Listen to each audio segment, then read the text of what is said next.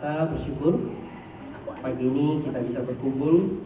Boleh melihat samping kanan kiri ya, berikan senyum dan boleh berjabat tangan. Katakan kita satu tubuh di dalam Kristus. Jabat tangan. Ya, silakan boleh berdiri, menghampiri dan berjabat tangan ya. Saudara-saudara kita. Ada kepala orang muncul. Ada kepala orang muncul. Masih berdiri nggak apa-apa. Ada kepala orang. Ya, silakan duduk. Ya, Bapak Ibu, kita melihat kita memang ada keberagaman ya. Ada yang muda, ada yang lebih dewasa, ada yang melayani di depan, ada yang di belakang. Bapak Ibu juga hadir dalam ibadah kita dan kita semua adalah anggota dari satu tubuh, yaitu tubuh Kristus yang hidup. Nah, setiap kita berharga dan punya peran dalam keluarga Allah ini. Bapak Ibu, kiranya dalam ibadah kita belajar untuk saling menghargai, saling melengkapi, dan bersama-sama memuliakan Tuhan yang telah mempersatukan kita. Mari dengan hati yang penuh syukur, mari kita bersukacita dan mempersiapkan diri dalam ibadah kita saat ini. Kita bersatu, kita mengambil waktu teduh, masing-masing kita berdoa di hadapan Tuhan. Mari mengambil waktu teduh.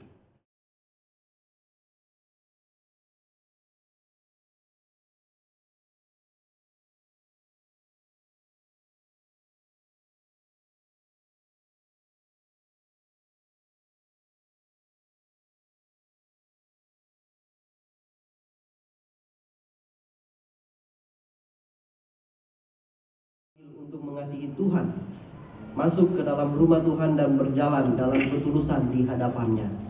Mari saya undang kita bangkit berdiri. Kita membacakan panggilan ibadah dari Mazmur 26 ayat 8 sampai 12. Tuhan, aku cinta pada rumah kediaman-Mu dan pada tempat kemuliaan-Mu bersemayam.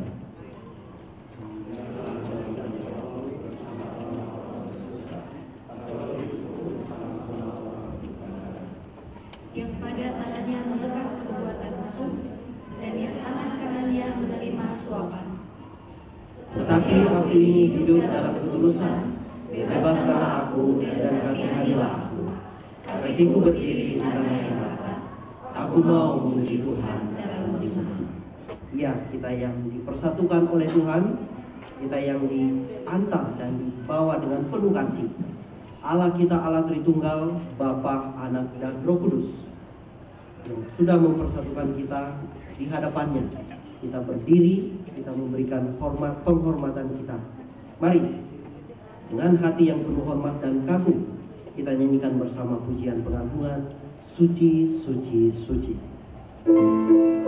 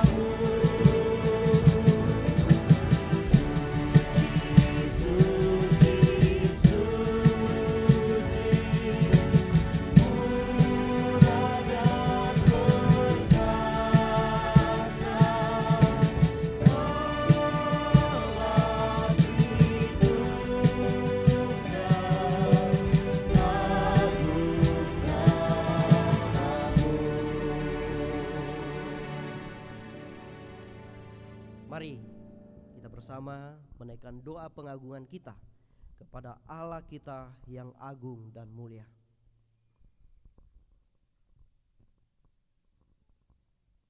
Allah Bapa, Anak dan Roh Kudus, yang kepadanya kami menaikkan penghormatan dan pujian kami, yang daripadanya memberikan rahmat, anugerah dan pertolongan kepada kami. Inilah kami umat-Mu, menaikkan pujian penghormatan kami, menaikkan syukur kami. Sungguh ya Tuhan, tidak ada yang menandingi kemuliaan dan keagungan yang Engkau miliki. Kami bersyukur, kami manusia yang lemah, yang hina, yang berdosa ini boleh Engkau panggil, boleh Engkau kumpulkan untuk bersama-sama bersekutu menghadap hadirat-Mu.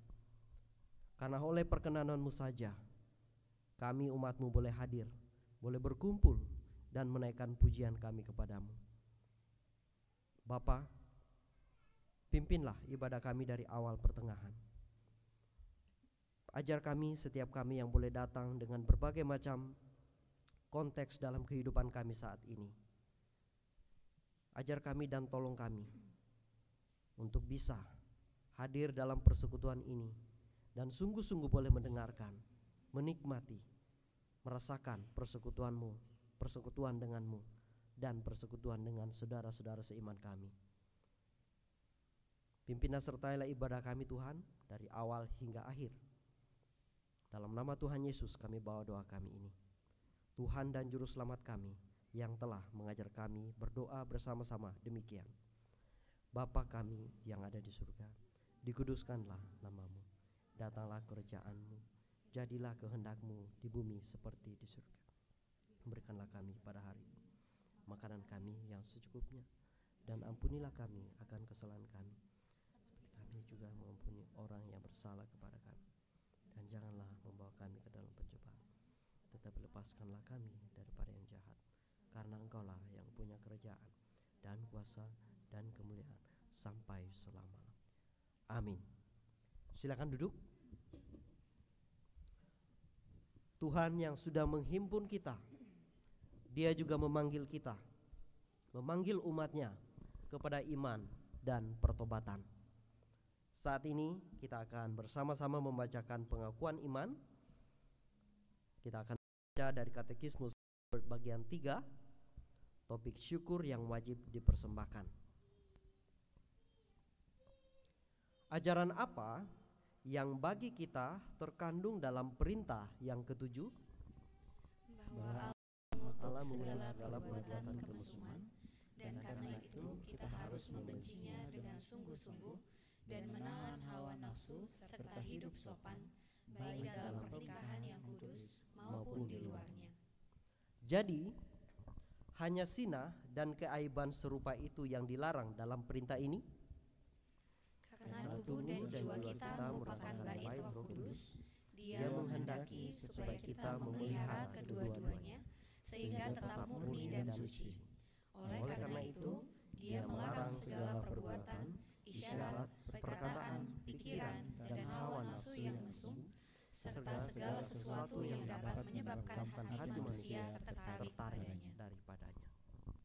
Bapak Ibu, melalui pengakuan ini kita diingatkan bahwa tubuh dan jiwa kita adalah bait Roh Kudus.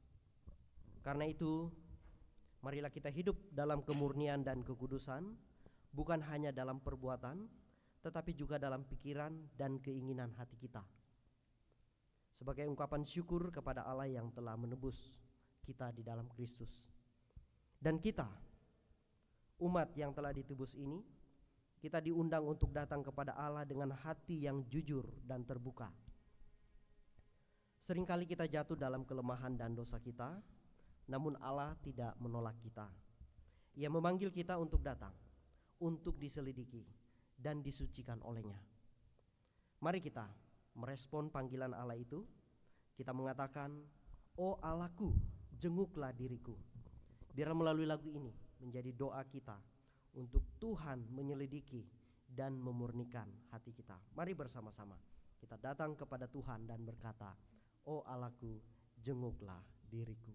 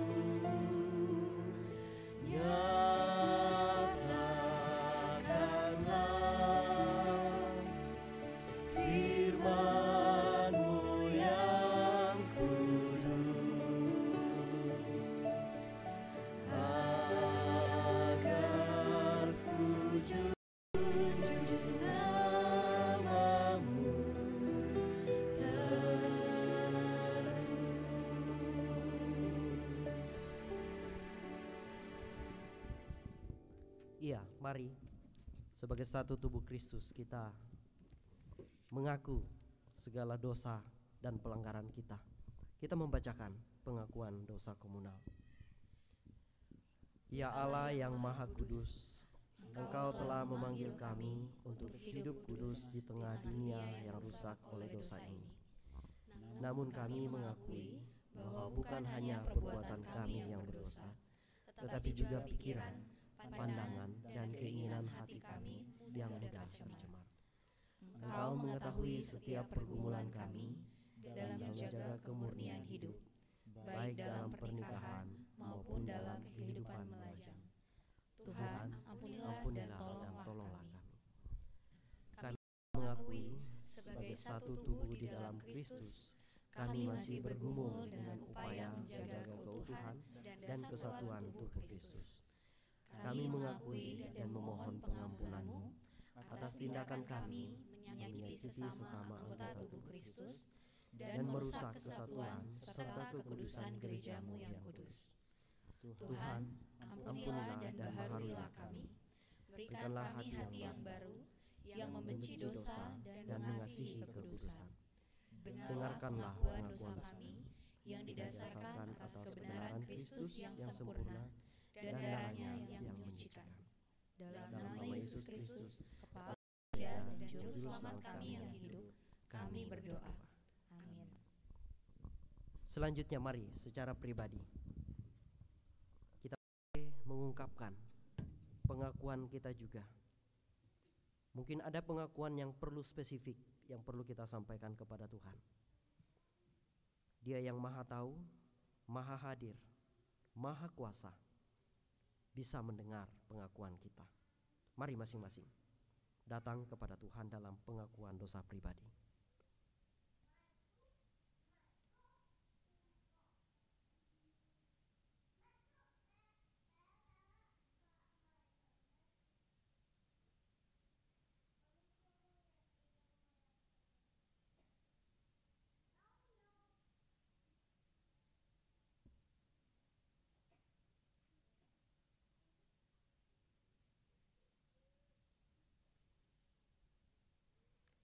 Ya Tuhan, inilah kami umat-Mu, mengaku dosa dan kesalahan kami.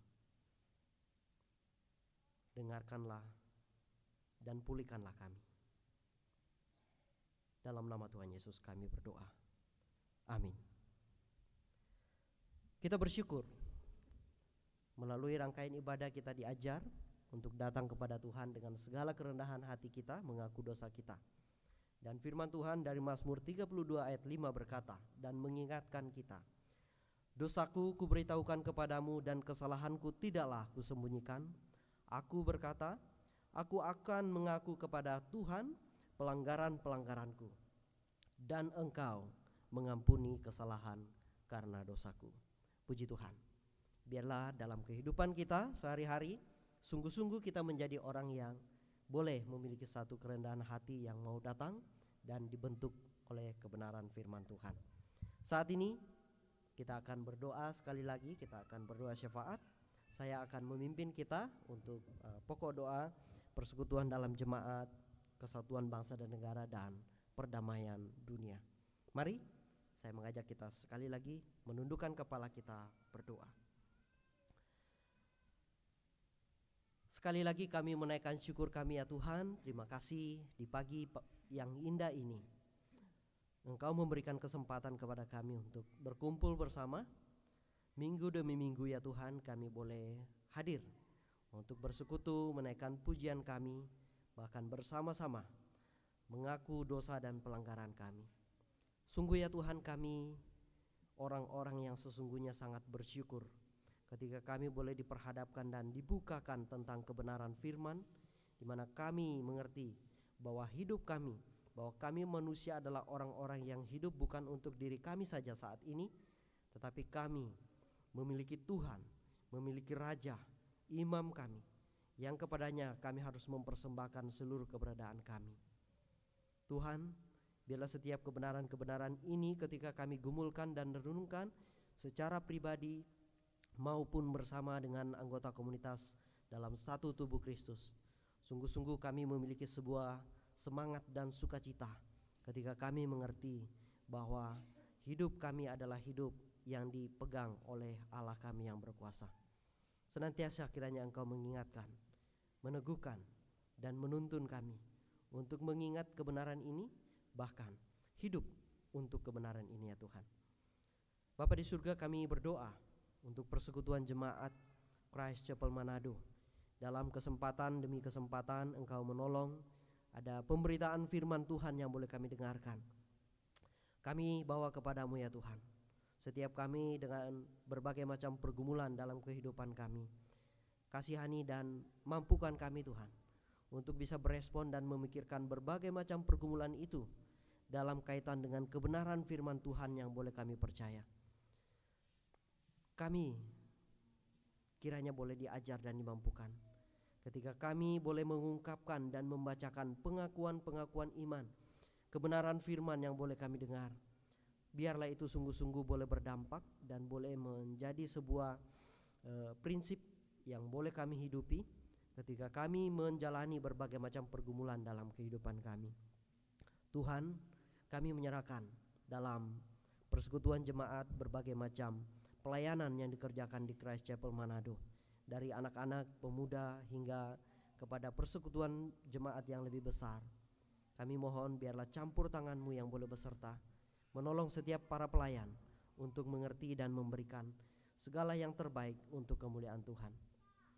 Kami juga berdoa Tuhan, Engkau memampukan dan menolong kami menjadi pelaku firman untuk bisa menyatakan kasih, bisa menyatakan kebenaran dalam interaksi kami dalam keluarga, bahkan interaksi kami dalam masyarakat di mana kami Tuhan tempatkan, di dalam tempat kerja kami.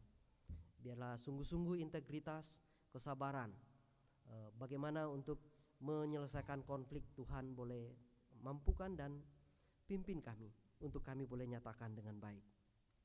Kami berdoa untuk setiap hamba-hamba Tuhan yang Tuhan pakai melayani di Christ Chapel Manado, bahkan secara umum yang ada di GPRII, Gereja Presbyterian Reform Injili Indonesia. Tuhan kiranya menolong dan menyertai.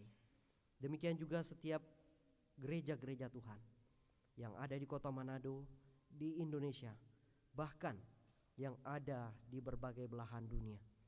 Tuhan, kami mengingat saudara-saudara kami di beberapa tempat ada yang mengalami penolakan, bahkan penganiayaan yang berdampak pada penolakan untuk mereka melakukan ibadah-ibadah di rumah-rumah, bahkan yang ada di gereja mereka.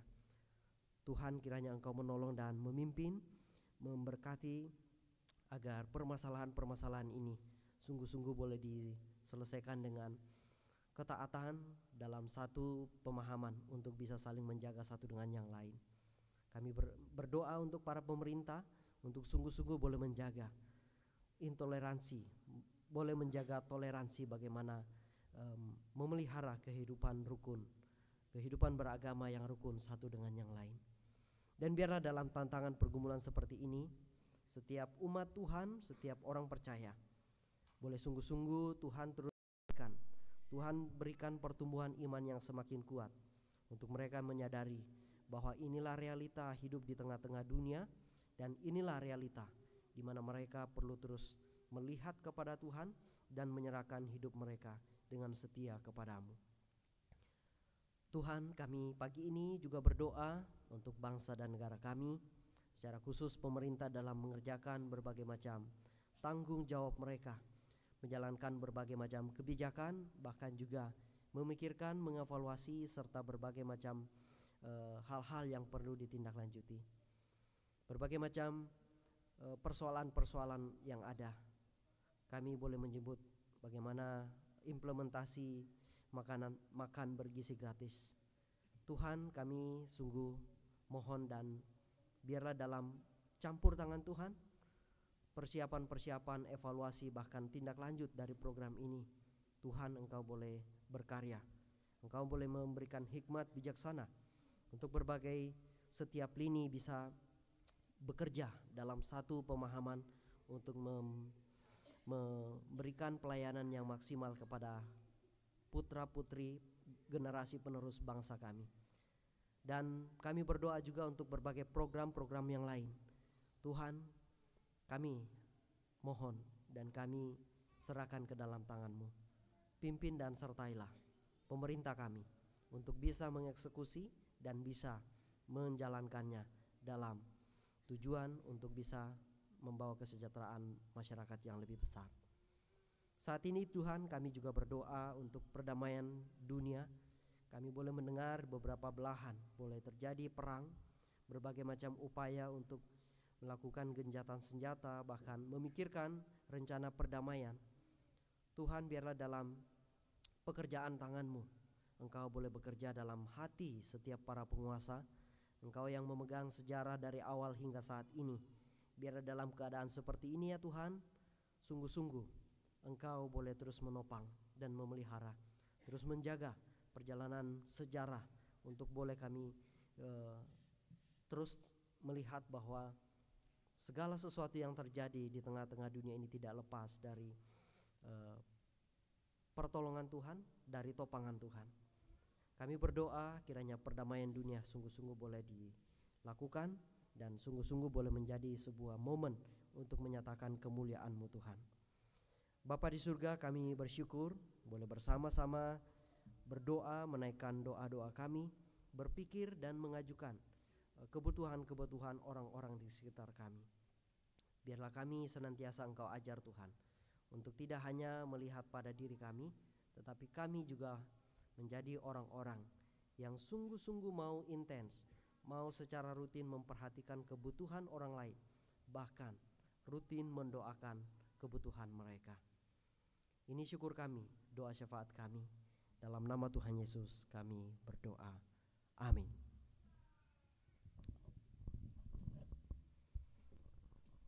Ya, selanjutnya kita akan bersama-sama memberikan persembahan syukur. Tuhan mengingatkan kepada kita, kiranya persembahan sukarela yang berupa puji-pujian berkenan kepadanya. Ya Tuhan, ajarkanlah hukum-hukum-Mu kepadaku. Memberikan pujian, memberikan hidup kita, memberikan segala yang kita miliki adalah kepada Dia. Mari kita memberikan persembahan syukur kita sambil kita menyanyikan Aku milikmu, Yesus Tuhanku.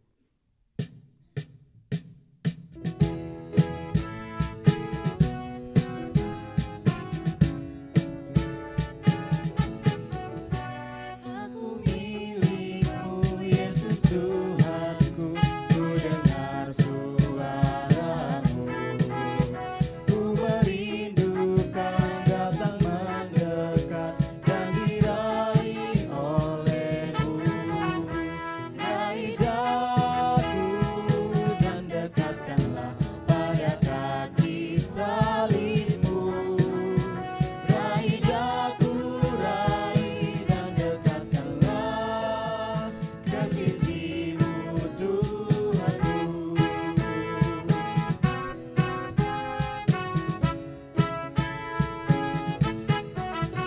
Aku hambamu, kau sucikanlah oleh kasih kurnia, hingga jiwaku memegang teguh kehendakmu yang mulia. Raih daku dan dekatkanlah pada kaki salibmu. Raih daku, raih dan dekatkanlah ke sisimu Tuhanku.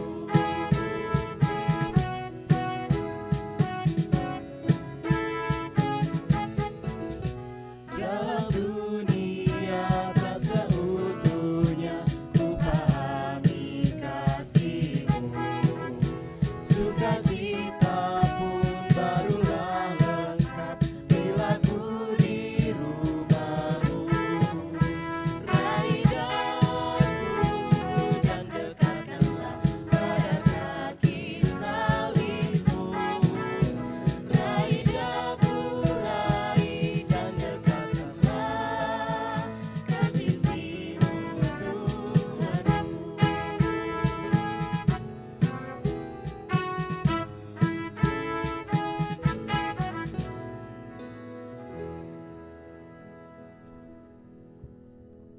Ya, puji Tuhan. Mari kita berdoa, kita bersyukur kepada Tuhan untuk kesempatan memberikan persembahan dalam ibadah kita. Mari kita berdoa. Terima kasih ya Bapa di surga, kami boleh memberikan persembahan syukur kami memberikan rupiah yang asalnya daripadamu. Kami juga terus diingatkan dan diajar bahwa sesungguhnya hidup kami, tubuh kami, pikiran kami, kehendak kami adalah milik-Mu. Dan kami bersyukur Engkau memberikan suara-Mu, memperdengarkan suara-Mu dan mengajak kami untuk datang kepadamu, memberikan apa yang menjadi milik-Mu ya Tuhan. Terima kasih. Biarlah sepanjang kehidupan kami Engkau tolong dan mampukan dalam mengerjakan berbagai macam tanggung jawab sebagai wujud persembahan kami yang terus kami berikan kepadamu. Kami menyerahkan persembahan yang sudah dikumpulkan ini. Tuhan berkati. Tuhan berkati yang masih ada pada kami.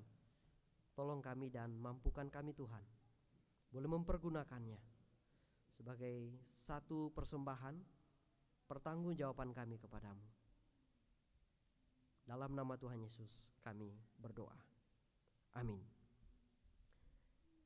Terima kasih. Selanjutnya kita akan mendengarkan firman Tuhan dari Bapak Pendeta William Ferdinandus.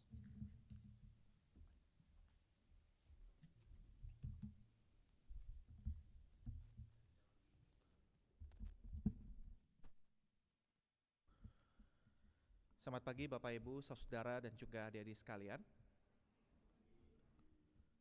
Saudara, saya senang setiap kali kesempatan beribadah, ada kesempatan di mana kita diajar, kita belajar daripada firman Tuhan lagi dan lagi. Bukan cuma dari khotbah, tetapi juga dari sepanjang liturgi yang kita ikuti. Saudara, di dalam pengakuan iman yang terambil dari Heidelberg tadi, saya percaya kita juga terus dan terus diajar, dididik ya mengenai kebenaran firman Tuhan. Ketika bicara tentang hukum Tuhan, saudara, kita seringkali melihatnya sisi negatifnya saja. Maksudnya nggak boleh ini, nggak boleh itu. ya jangan berzina, jadi tidak boleh melakukan ini dan itu. Tapi kita lupa bagian positifnya, apa yang kemudian didorong daripada firman itu. Misalnya jangan membunuh. Bukan sekedar saya ketika tidak melukai orang, tidak membunuh orang, berarti saya tidak melanggar firman itu. Tapi apakah saya merayakan kehidupan? Apakah saya meninggikan namanya kehidupan? Yaitu bagian positif daripada firman Allah itu. Nah, saudara, ketika bicara tentang jangan berzina, satu hal yang terus disuarakan adalah bicara tentang kekudusan daripada kehidupan secara personal ketika single maupun kehidupan pernikahan. Dan saya percaya itu satu hal yang sangat-sangat relevan bagi kita yang tinggal di Manado. Saya beberapa kali di dalam minggu ini kayaknya buang kali pembicaraan itu selalu menyentuh soal apa yang terjadi di seputaran Manado dan sekitarnya. Ketika lagu terkenalnya justru adalah Mama Ani jadi Mama Tiri, lebih baik bacere ya. Saya baru tahu yang belakangan saudara ya. Atau bagaimana kumpul kebo dan segala macamnya itu hal yang biasa di tengah kota di mana katanya Tuhan Yesus memberkati gitu. Maka saudara, biarlah setiap kali kita baca bagian itu ada teguran, ada pengingatan bagi kita. Firman Allah selalu mengingatkan kita akan kebutuhan kita, akan Injil, akan Yesus Kristus. Dan firman Allah juga terus memberikan kita panduan bagaimana kita semestinya menjalani kehidupan setiap kita. Saudara, minggu yang lalu kita telah membahas mengenai karunia-karunia rohani. Tentu Bapak Ibu Saudara yang datang masih ingat ada 3E. Ya, karunia rohani itu adalah special endowments, enablements from the Holy Spirit. Pemampuan, pemberian daripada Allah Roh Kudus. Itu diberikan berdasarkan kedaulatan daripada Allah. Bukan karena kita minta, bukan karena kita kudus, berhasil mencapai status tertentu maka Tuhan kasih, tidak. Tapi itu adalah pemberian daripada Allah Roh Kudus. Pemampuan daripada Allah Roh Kudus, tidak bergantung kepada siapa kita, pencapaian kita. Dan itu diberikan kepada every believers. Yang kedua, kepada setiap orang yang percaya di dalam Yesus Kristus. Dikatakan di dalam ayat 7 pasal 12 dari 1 Korintus, kepada tiap-tiap orang percaya, tiap-tiap orang yang adalah milik daripada Tuhan. Dan kenapa diberikan? Tujuannya adalah for the edification of the people of God, untuk pembangunan daripada umat Allah, untuk kepentingan bersama. Saudara, di dalam fellowship minggu lalu ada pertanyaan mengenai apa bedanya karunia rohani dengan bakat alamiah. Maaf, ini suaranya boleh dikecil sedikit supaya tidak berdengung. Baik, terima kasih. Natural talents, bakat alamiah, dan spiritual gifts, karunia rohani. Saudara, setidaknya satu kesamaan paling mendasar, semuanya datang daripada Allah. Tidak ada satupun kemampuan manusia yang kita bisa bilang bahwa itu tidak datang daripada Allah. Jadi sama-sama berasal daripada Allah. Tetapi bedanya adalah bakat alamiah itu bisa jadi dimiliki orang percaya ataupun orang tidak percaya. Kemampuan-kemampuan tertentu yang kita kategorikan sebagai common grace itu anugerah umum yang diberikan bagi orang-orang, bagi manusia-manusia ciptaan Tuhan, saudara, terlepas dari dia percaya ataupun tidak percaya. Di dalam Alkitab menarik sekali, di dalam permulaan peradaban itu kemampuan-kemampuan manusia justru dimiliki oleh orang-orang yang dari keturunan Kain, keturunan Lamek, ya, Tubal, kemudian Yabal dan Yubal. Itu bapak orang-orang yang berkemah ternak, bapak orang-orang yang memainkan kecapi dan alat musik, bapak orang-orang yang pandai besi dan tembaga gitu. Jadi art and craft itu justru dimulai dari keturunan Kain, keturunan Lamek. Dan itu bagian daripada anugerah umum Allah kepada manusia, saudara. Meskipun tidak percaya pada Allah, tidak percaya pada Tuhan. Nah, tetapi spiritual gifts itu hanya bagi orang-orang yang percaya, bagi orang-orang yang di dalam Tuhan. Dan saudara, biasanya bakat alamiah itu kelihatan gitu. Oh, karena kecil sudah kelihatan senang di dalam dunia art, menggambar, seni. Kelihatannya memang disitulah dia punya bakat gitu, ya, yang diberikan oleh Allah kepada dia. Dan karunia sebaliknya biasanya cenderung nggak disadari gitu ya, dan agak unexpected gitu. Saudara, kami 5 bersaudara, adik saya itu yang 2, kami bukan dari keluarga musical, saudara. Nggak ada alat musik di rumah, ya, orang tua turun temurun nggak ada yang main musik gitu. Tetapi adik-adik saya itu bisa main musik gitu, karena ya pergi ke gereja belajar gitu ya, dan saya percaya itu karunia daripada Allah bagi mereka. Adik saya yang cowok bisa main keyboard, piano, drum. Adik saya yang cewek bisa main biola gitu. Saya nggak kebagian, saudara, nggak bisa gitu ya di dalam hal musikal gitu.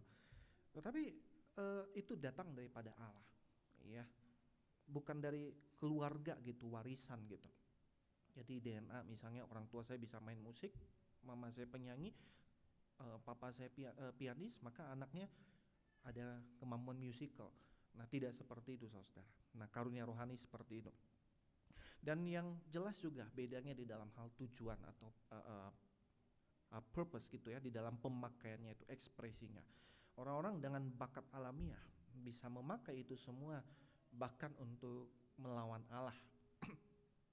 Saudara, banyak pemusik-pemusik, pembuat lagu, tapi membuat lagu-lagu yang satanik justru, ya kan, menghujat Allah, merendahkan Kristus, merendahkan Allah, atau bahkan ateistik gitu, antiteis, melawan Tuhan.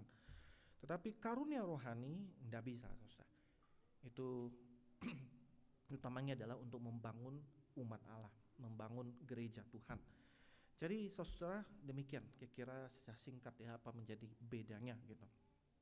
Kalau kita lihat di dalam 1 Korintus pasal 12 ayat ketiga, diingatkan lagi sama Paulus, aku mau meyakinkan kamu bahwa tidak ada seorang pun yang berkata-kata oleh Roh Allah dapat berkata terkutuklah Yesus, tidak ada seorang pun yang dapat mengaku Yesus adalah Tuhan selain oleh Roh Kudus. Jadi spiritual gift sudah pasti dia memuliakan Kristus, meninggikan Kristus, mempromosikan Kristus.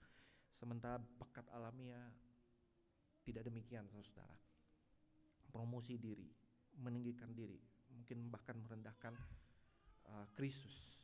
Dan saudara, di dalam kemurahan daripada Allah, dia juga bisa memakai bakat alamiah untuk melayani dia. Orang-orang yang punya bakat alamiah bertahun-tahun mungkin tidak kenal Tuhan, tetapi setelah percaya pada Kristus, bakatnya nggak hilang, bisa dipakai untuk melayani Allah, ya. Dan disitulah kita bilang itu menjadi spiritual gifts. Dan saudara, pada hari ini kita akan melanjutkan eksposisi kita dari 1 Korintus pasal 12 ayat 12 sampai 31. 1 Korintus pasal 12 ayat 12 sampai 31.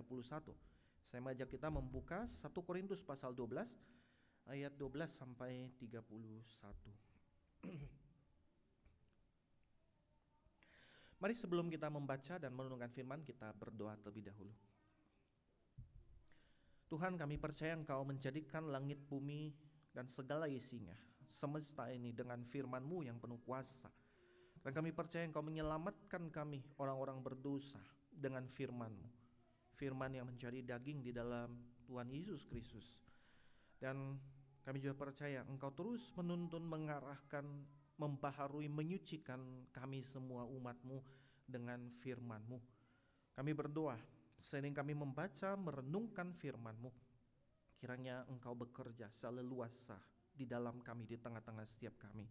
Kami berdoa, biar kiranya Engkau mengurapi juga dan memakai hamba-Mu dengan segala keterbatasan untuk bisa menyampaikan firman Tuhan dengan benar, dengan jelas. Demi nama Tuhan kami, Tuhan Yesus, kami berdoa. Amin. 1 Korintus pasal 12 ayat 12 sampai 31. Mari kita membacanya secara bergantian, dimulai dari saya. Sebab sama seperti tubuh itu satu dan anggota-anggotanya banyak, dan semua anggota tubuh itu sekalipun banyak merupakan satu tubuh, demikian pula Kristus.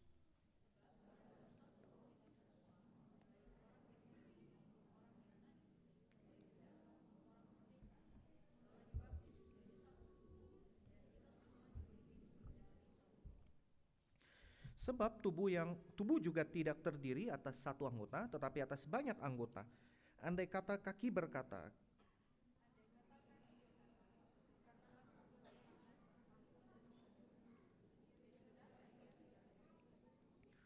andai kata telinga berkata, karena aku bukan mata, aku tidak termasuk tubuh. Jadi benarkah ia tidak termasuk tubuh?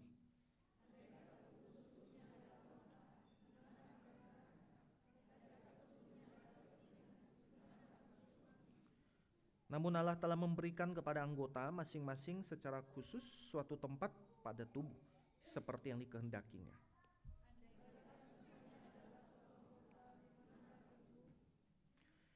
Memang ada banyak anggota, tetapi hanya satu tubuh.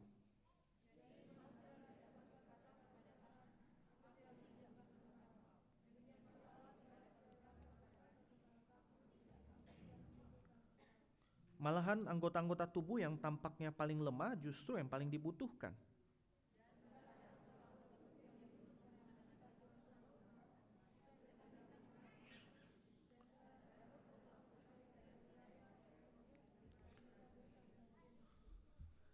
Hal itu tidak dibutuhkan oleh anggota-anggota kita yang layak diperhatikan. Allah telah menyusun tubuh kita begitu rupa sehingga kepada anggota-anggota yang tidak mulia diberikan penghormatan khusus.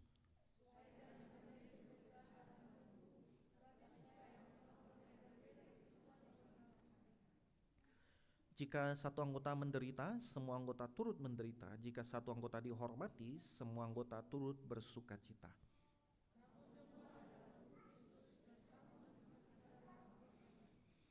Allah telah menetapkan dalam gereja, pertama para rasul, kedua para nabi, ketiga para pengajar, selanjutnya mereka yang berkarunia untuk membuat mukjizat, untuk menyembuhkan, untuk melayani, untuk memimpin, dan untuk berbicara dalam berbagai jenis bahasa lidah.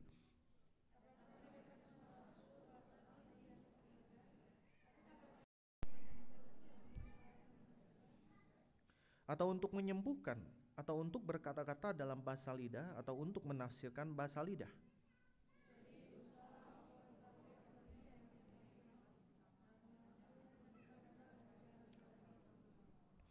Demikianlah firman Tuhan yang tidak bersalah dan yang tidak akan pernah memimpin kita kepada kesalahan.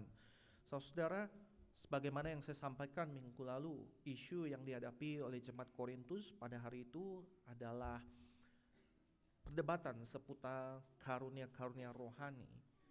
Saudara, orang-orang Korintus ada di antara mereka yang ternyata memiliki kemampuan untuk berbahasa lidah. Dan bagi sebagian orang-orang yang memiliki kemampuan ini, pada akhirnya merasa diri lebih baik, lebih superior dibanding orang-orang lainnya. Dan saya yakin itu tidak mengherankan, karena kalau kita membaca di dalam kisah para rasul, ketika para rasul memperoleh karunia daripada Allah Roh Kudus, di situ mereka pun memiliki kemampuan untuk berbicara di dalam bahasa-bahasa lain itu. Dan mungkin itu yang menjadikan orang-orang tertentu ini merasa dia lebih superior, karena manifestasi karunia rohani mereka mirip dengan yang dialami oleh para rasul. Tetapi disinilah Paulus mengkoreksi kesalahan atau kekeliruan mereka. Paulus mengkoreksi definisi mereka mengenai spiritual, mengenai arti seseorang dikategorikan rohani. Ya, yang rohani bukanlah orang yang berbahasa macam-macam gitu. Yang rohani, lebih rohani bukanlah yang demikian gitu. Kata Paulus, saudara. Dia mau mengkoreksi pemahaman mereka mengenai karunia-karunia rohani itu. Dan saudara, di dalam bagian yang tadi kita baca, kita lihat di situ cara Paulus mengkoreksi adalah balik lagi, mengingatkan mengenai realitas kesatuan daripada umat Allah, daripada tubuh Kristus. Saudara, banyak gambaran mengenai umat Allah di dalam Alkitab. Banyak analogi yang dipakai. Salah satunya adalah mengenai mempelai. Ya, umat digambarkan seperti mempelai, Kristus sebagai mempelai laki-lakinya.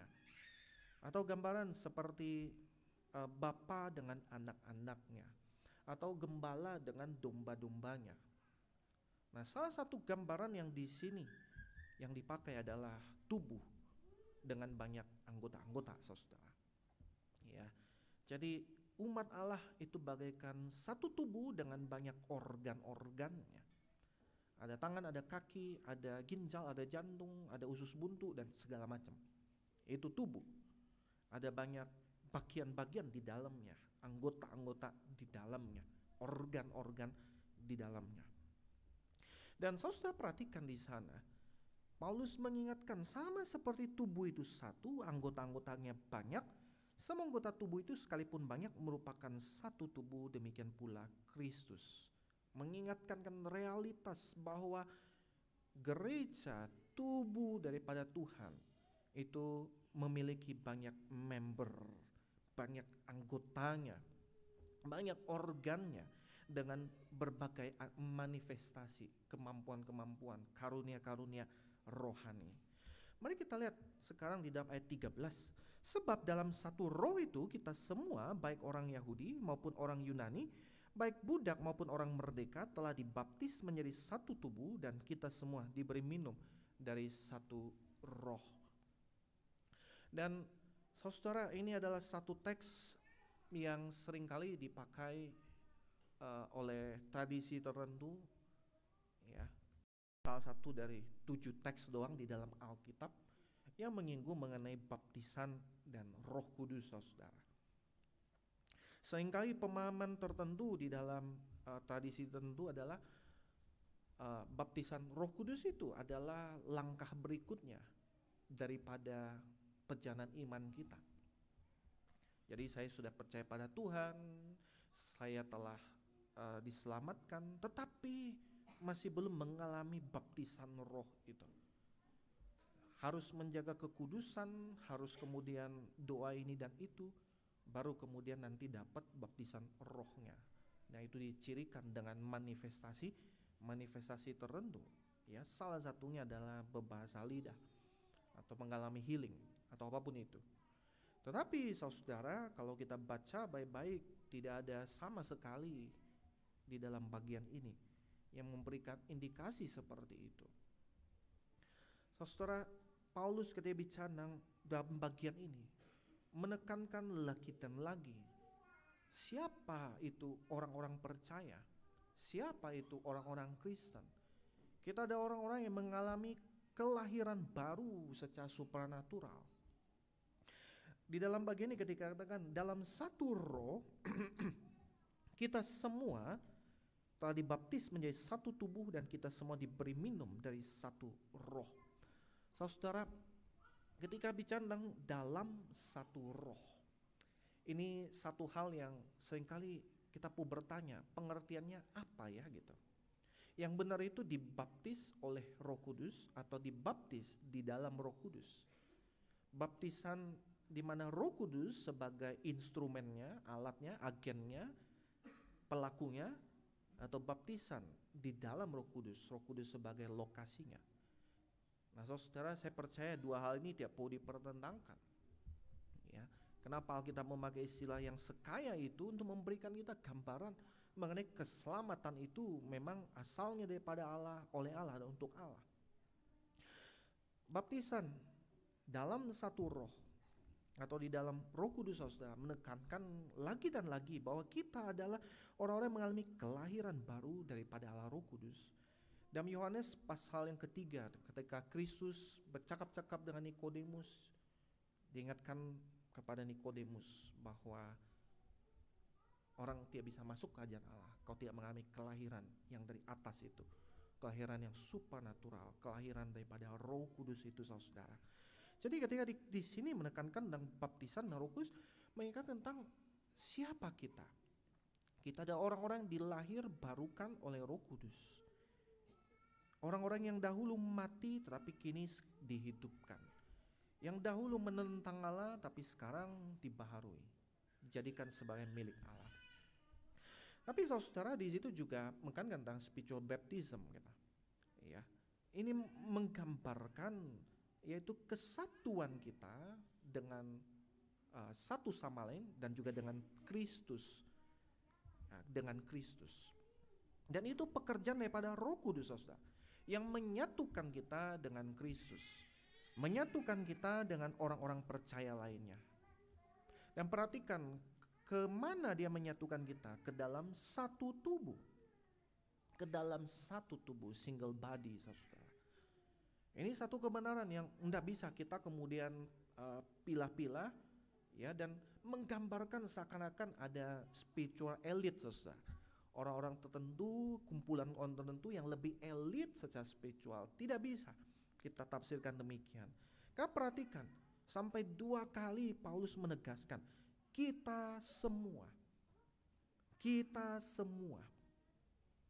Artinya bukan sebagian orang dapat minum dari roh, sebagian orang dapat Roh Kudus, sebagian orang dibaptis oleh Roh Kudus, tidak, saudara. Tetapi kita semua, orang-orang yang percaya pada Kristus, yang ada di dalam Kristus, mengalami realitas ini. Dipersatukan dengan Kristus, dipersatukan satu dengan yang lainnya. Dan saudara, orang-orang yang dipersatukan dengan Kristus, dipersatukan dengan satu sama lain, diberikan karunia-karunia Roh Kudus. Kemampuan-kemampuan, pemampuan-pemampuan daripada Allah Roh Kudus untuk melayani satu dengan lainnya, untuk memberkati satu dengan lainnya, untuk membangun satu dengan yang lainnya, dengan kemampuan-kemampuan yang berbeda-beda itu. Dan di sini kita melihat berapa indahnya firman Tuhan.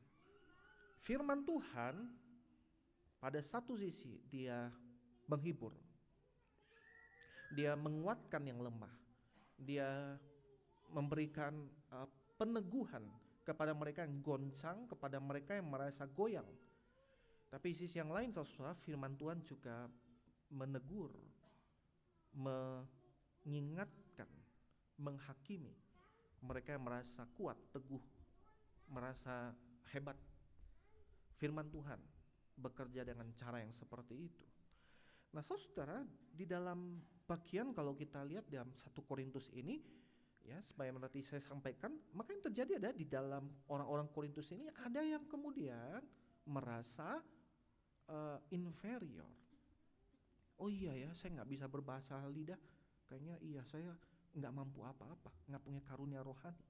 Nah, maka kemudian disitulah dari firman Tuhan ini Paulus mengingatkan, tidak ada tempat bagi orang-orang yang merasa inferior. Kalau kita percaya kita adalah bagian daripada satu tubuh dengan banyak anggota, dengan banyak kemampuan-kemampuan rohani, maka artinya nggak ada tempat untuk kita merasa inferior. Boleh next ya? Ya. Nah, di dalam ayat 14 sampai ayat 20 kita lihat di sana. Ya, andai kata kaki berkata, karena aku bukan tangan, maka aku nggak termasuk tubuh. Jadi benarkah ia tidak termasuk tubuh?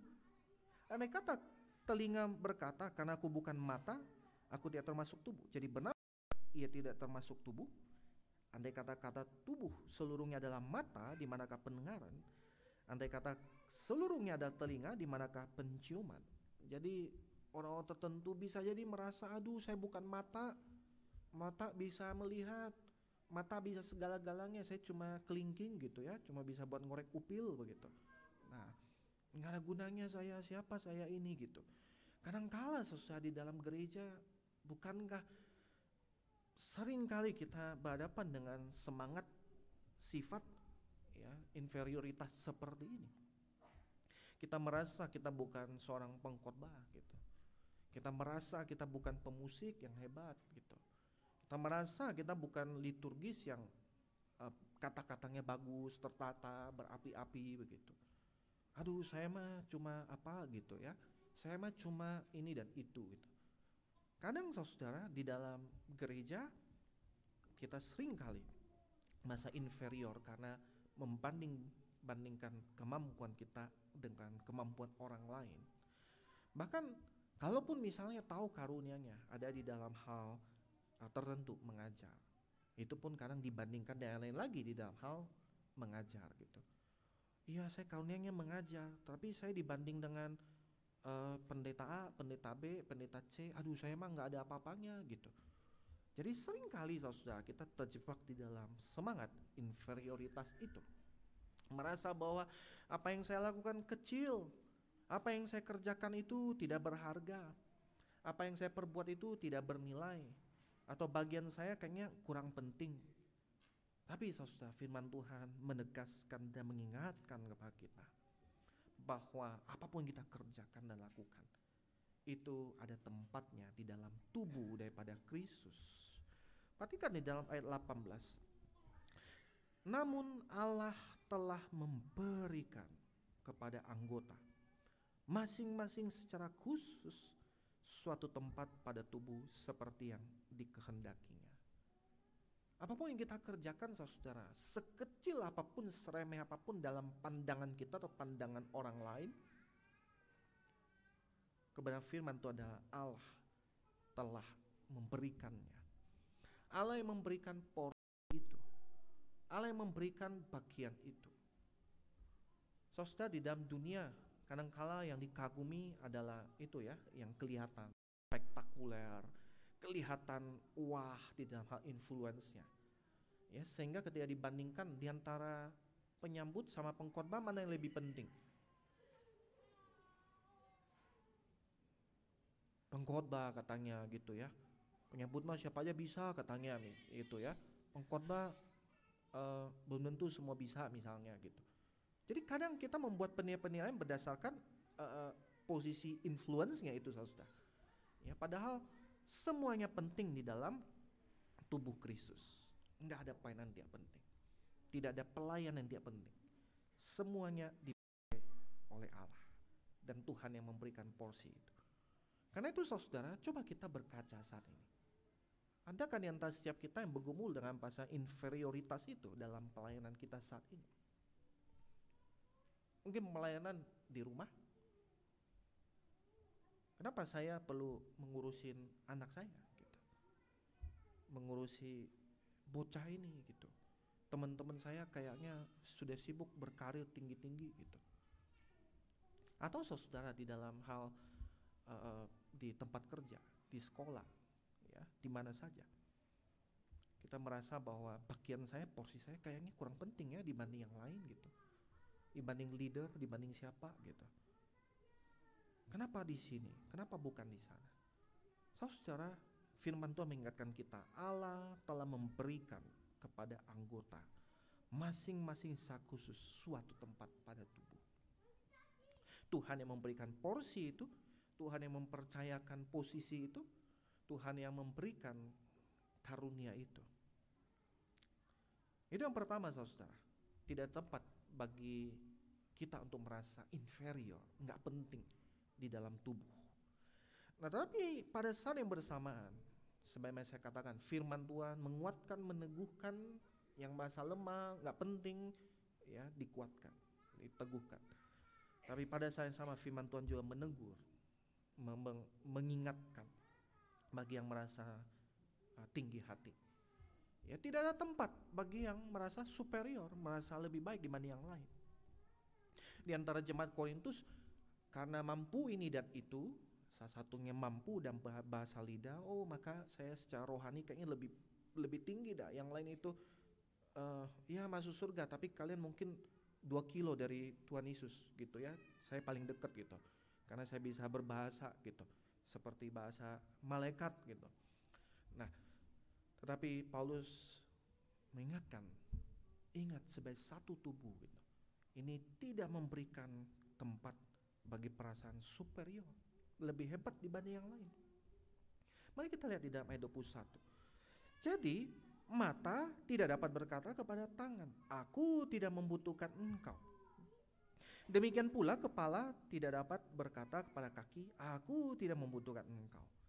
Malahan anggota-anggota tubuh yang tampaknya paling lemah justru yang paling dibutuhkan. Kepada anggota-anggota tubuh yang menurut pandangan kita kurang terhormat, kita berikan penghormatan khusus. Dan kepada anggota-anggota kita yang kurang layak diperlihatkan, kita berikan perhatian khusus. Hal itu tidak dibutuhkan oleh anggota-anggota kita yang layak diperlihatkan. Allah telah menyusun tubuh kita begitu rupa sehingga kepada anggota-anggota yang tidak mulia diberikan penghormatan khusus. Jadi saudara, satu peringatan bahwa nggak ada tempat gitu ya bagi superioritas, Mata nggak bisa ngomong ke tangan, aku nggak perlu engkau. Kepala nggak bisa ngomong ke kaki, aku nggak butuh engkau, nyala gitu ya. Nah, jadi sama seperti itu saudara di dalam gereja, di dalam tubuh Kristus, di dalam umat Tuhan. Nggak bisa yang satu itu merasa bahwa dia bisa segala-galanya, dia mampu segala-galanya, dia yang paling penting, yang lain itu receh remah rengginang gitu ya, ampas gitu, ampas ciki gitu, di pojokan gitu. Jadi nggak penting, nggak butuh gitu. Ada dia nggak ada, nggak perlulah gitu ya, nggak tahu penting gitu. Nggak ada saudara perasaan memegahkan diri yang sedemikian rupa. Karena sekali lagi dalam ayat 24, Allah telah menyusun tubuh kita begitu rupa. Ya justru orang-orang yang kelihatannya lemah, yang kelihatannya nggak ada apa-apa, ini justru yang kemudian penting. Sama seperti dalam tubuh kita. Ya, bagian-bagian yang kita lindungi sedemikian rupa, dandani sedemikian rupa, justru yang kelihatannya remeh gitu, yang nggak layak gitu ya, diperlihatkan, justru itu yang diberikan penghormatan sedemikian rupa. Jadi saudara, maka nggak ada tempat untuk superioritas, untuk merasa superior gitu. Dan itu berarti bagi setiap kita yang hari ini mungkin diberikan karunia-karunia yang berlimpah ruah, kita bisa mengerjakan banyak hal dan secara natural orang mengagumi kita. Kita dibanding dengan rekan-rekan kita jauh lebih di dalam hal karunia, dan kita menyadari itu. Dan kadang saudara kita menunjukkan contempt itu terhadap rekan-rekan kita ini, merasa bahwa oh ya saya kayaknya yang lebih dibanding yang lain.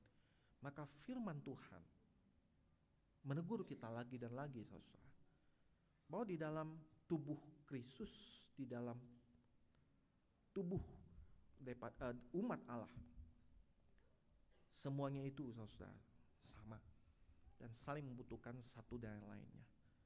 Dan ketika Allah menetapkannya demikian, yang terjadi adalah supaya ayat 25, jangan terjadi perpecahan dalam tubuh, dan supaya anggota-anggota yang berbeda itu saling memperhatikan. Jika satu anggota menderita, semua anggota turut menderita. Jika satu anggota dihormati, semua anggota turut bersukacita. Maka saudara, satu dorongan bagi anak-anak saya mungkin diberikan karunia lebih, kemampuan lebih, ya puji Tuhan. Pakailah itu dengan semangat kerendahan hati, merasa bahwa Tuhan kalau tanpa engkau saya nggak mungkin bisa. Dan yang kedua, melakukan itu dengan solidarity, ya, melihat bahwa saya diberikan ini semua supaya saya bisa lebih memperhatikan yang kayaknya kurang penting dibanding saya. Jadi saudara, yang kita diarahkan untuk menunjukkan humility dan memakai karunia-karunia tadi, dan juga solidarity. Ya. Jika satu anggota menderita, semua anggota turut menderita. Saudara, pernahkah Anda kerja dengan perkakas, dan waktu pukul itu paku ya, tiba-tiba jari Anda kena gitu.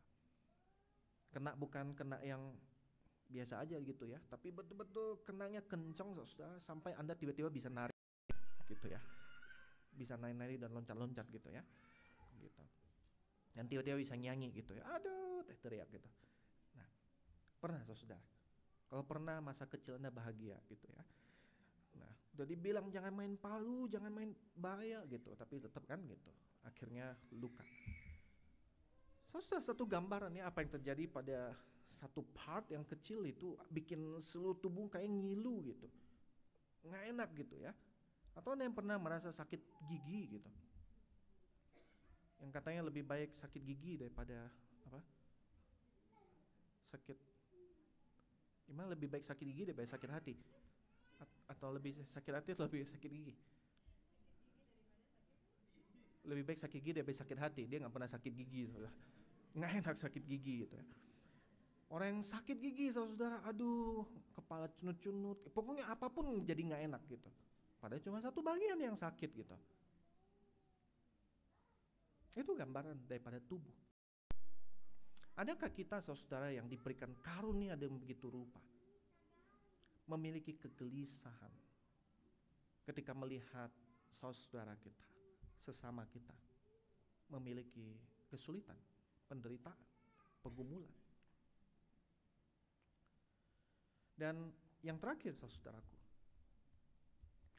di dalam bagian ini ketika Paulus bicara tentang realitas engkau ada satu tubuh gitu, ya, banyak anggota, dia juga mengingatkan lagi dan lagi bahwa Allah itu dia yang berdaulat di dalam kesatuan kita dan sekaligus keberagaman di dalam karunia-karunia kita.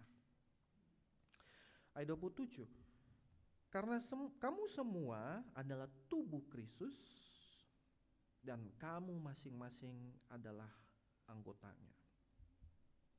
Saudara, menarik sekali di dalam satu bagian ini Paulus sampai 3 kali memberikan reminder, peneguhan mengenai kedaulatan Allah itu. Bandingkan di dalam ayat 18, Allah telah memberikan. Ayat 24, Allah telah menyusun. Ayat 28, Allah telah menetapkan. Jadi Allah dan Allah yang menyatukan sekaligus memberikan keberagaman di dalam karunia-karunia rohani itu. Dan kalau itu asalnya daripada Allah yang berikan kemampuan untuk berkata-kata dengan bahasa dengan kata-kata hikmat, Allah memberikan karunia untuk melayani, Allah memberikan karunia untuk memimpin, Allah memberikan karunia untuk menegur dan seterusnya. Siapa kita kemudian berhak mengatakan yang ini lebih penting, yang ini kurang penting, yang ini lebih top, yang ini lebih receh, remeh, yang ini lebih diperlukan, yang ini kurang gitu.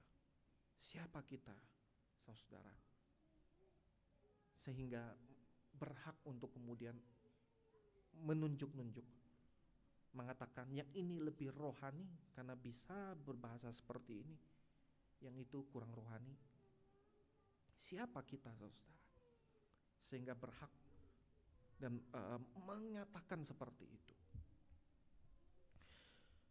Allah telah memberikan, Allah telah menyusun, dan Allah telah menetapkan, dan dia memberikan keragaman itu, karunia-karunia bagi gerejanya, agar supaya karunia-karunia itu bisa dipakai untuk saling membangun demi kepentingan bersama, agar tubuh Kristus itu diberkati dan memberkati.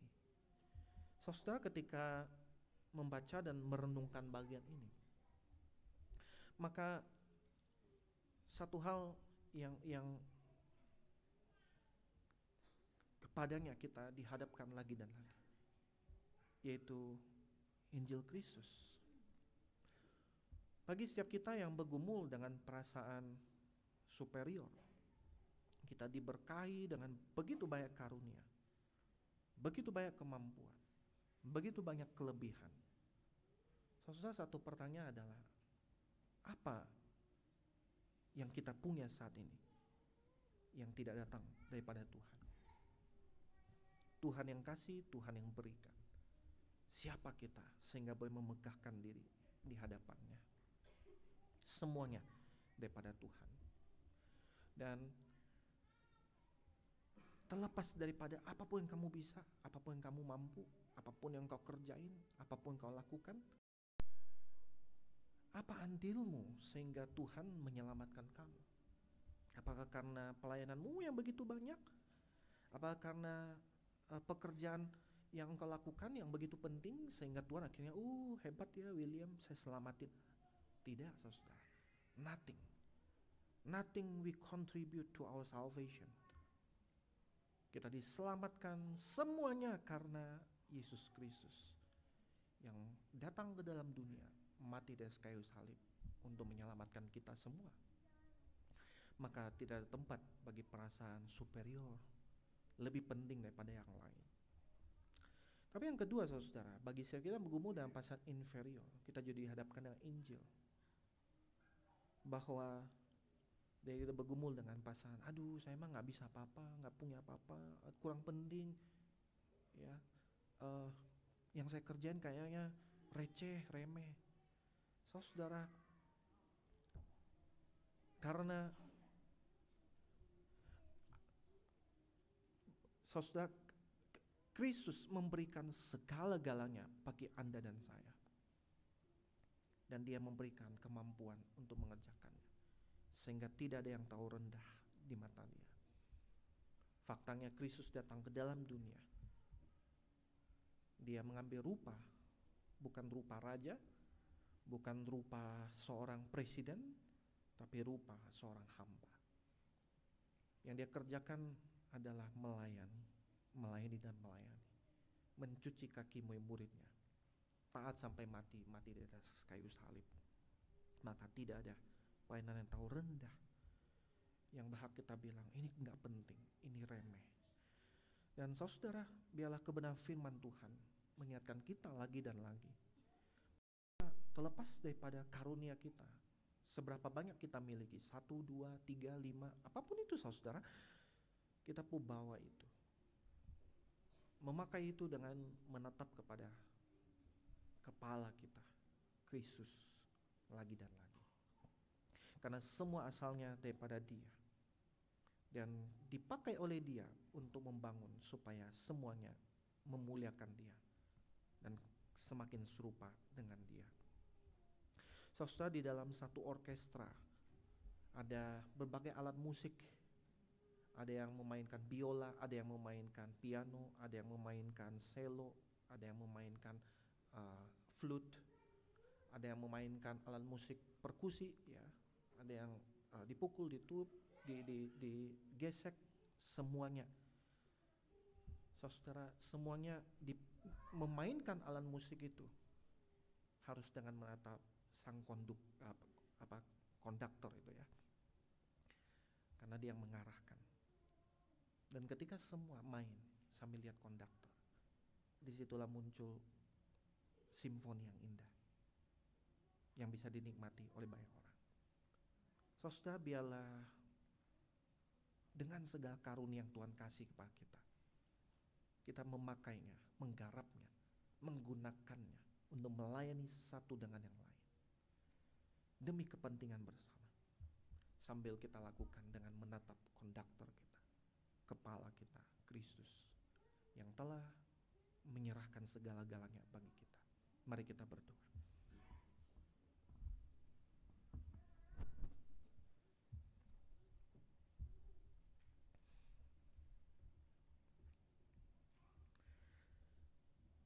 Kami bersyukur ya Tuhan untuk firman-Mu yang menguatkan kami, menghibur kami, tapi sekaligus menegur kami, memperingatkan kami.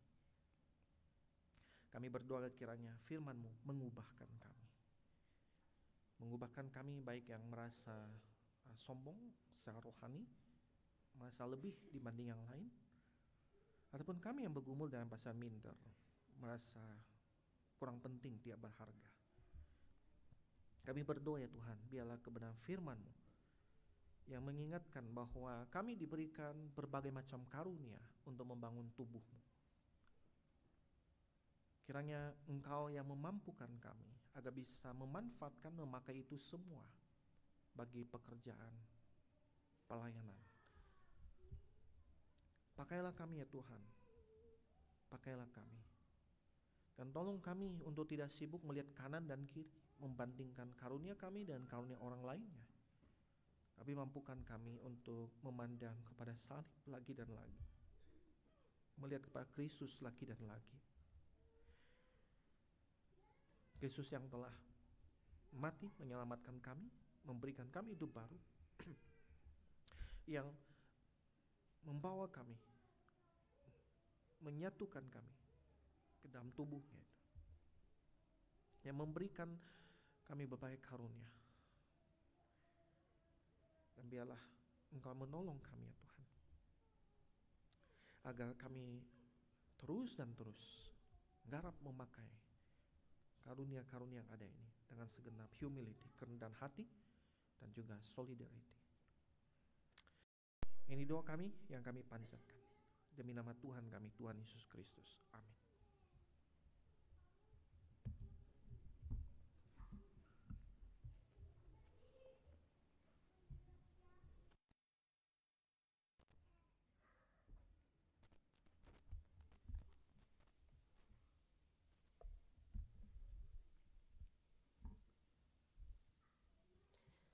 Kita bersyukur melalui pemberitaan firman Tuhan kita diingatkan bahwa setiap kita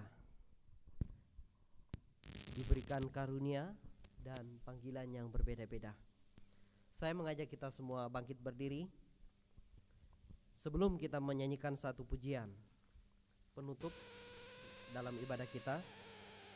Saya mengajak kita masing-masing boleh meletakkan tangan di dada kita.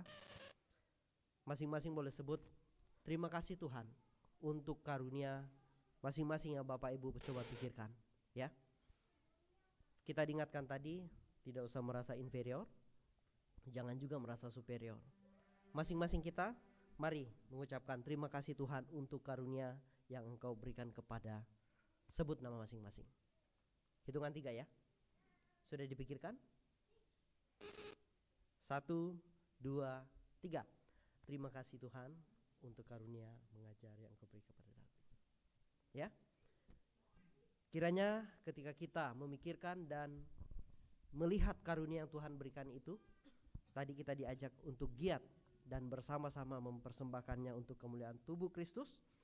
Di bagian terakhir ini kita akan menyanyikan pujian Called as Partners in Christ Service. Mari kiranya ini menjadi komitmen kita untuk hidup sebagai satu tubuh yang melayani di bawah satu kepala, yaitu Yesus Kristus.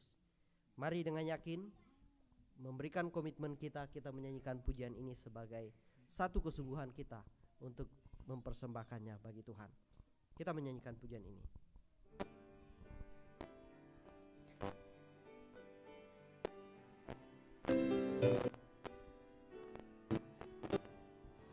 Called as partners in Christ's service, called to ministries of grace. We respond with deep commitment, fresh new lines of faith to trace. May we learn the art of sharing side by side.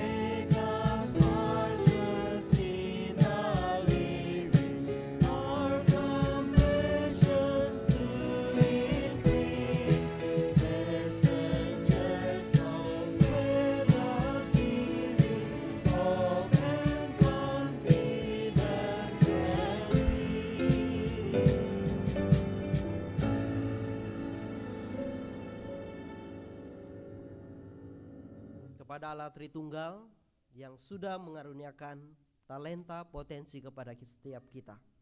Mari, dalam sepanjang kehidupan kita, kita terus mengingat itu dan memberikan untuk hormat dan kemuliaannya. Sama-sama kita menaikkan doksologi. Kita mengembalikan segala hormat dan kemuliaan kepada Allah Tritunggal.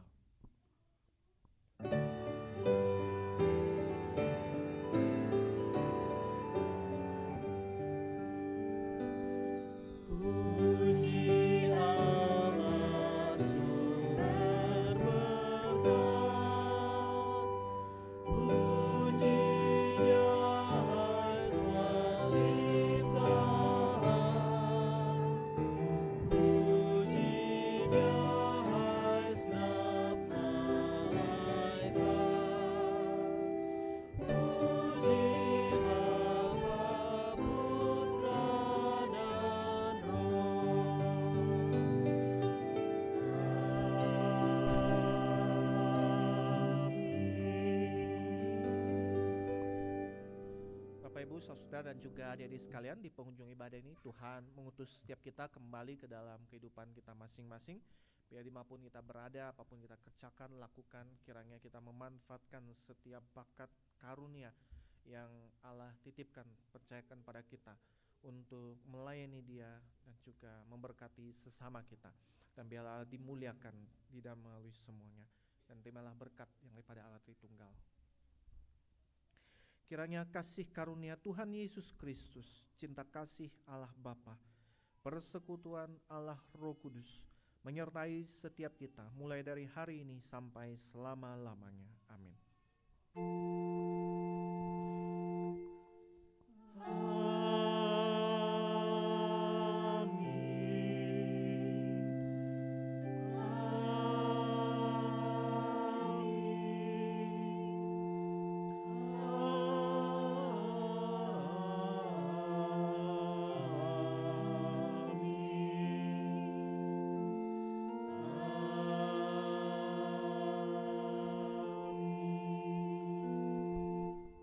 Silakan duduk, saya akan mengambil waktu teduh.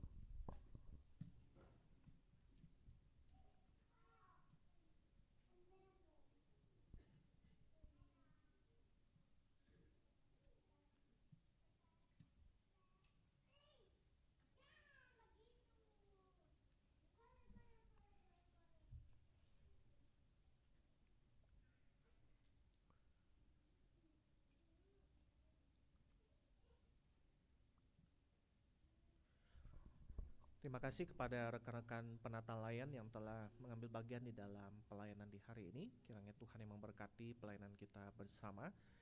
Dan saya ingin mengundang Bapak Ibu Saudara yang sudah sering ke CCM, boleh berdiri sebentar. Kan berdiri yang sudah sering ke CCM ya.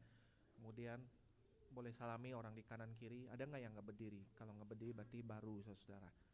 Sudah sering ya. Apakah ada?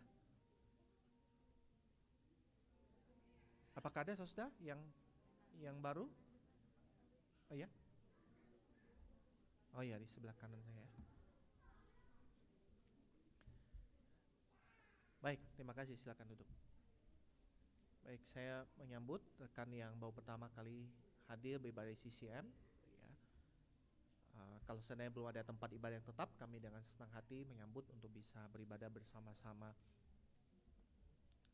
Saudara, minggu yang akan datang kita akan kembali bersama-sama melanjutkan eksposisi kita dari 1 Korintus pasal 13 ayat 1 sampai 13. Karena itu kami mendorong agar Bapak Ibu Saudara bisa membaca teks ini dan memakainya juga kalau bisa di dalam family altar ya, ketika sama-sama dengan anak-anak di dalam renungan di rumah bisa membaca teks ini ya sebelum kita membahasnya di minggu yang akan datang.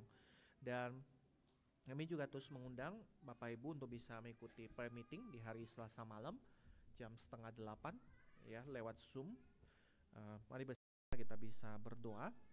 Dan kami juga mengundang untuk setiap rekan-rekan pemusik ya, penata lain di dalam pemusik minggu yang akan datang kita akan melangsungkan pelatihan training bagi para pelayan pemusik Christ Chapel Manado.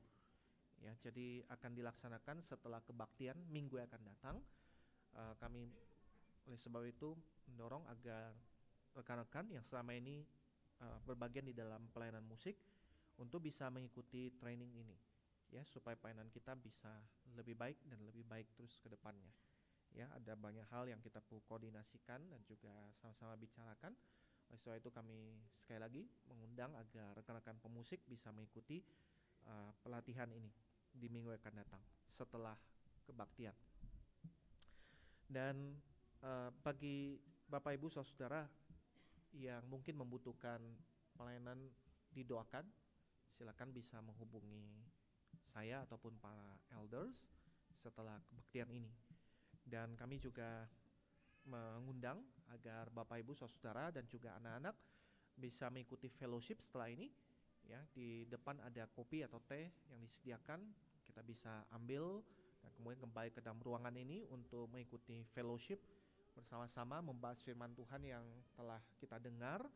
Untuk rekan-rekan youth, ya, nursery, Sunday school, teens bisa mengikuti para kakak pembimbing dan juga guru sekolah minggunya. Terima kasih, kiranya Tuhan memberkati kita semua.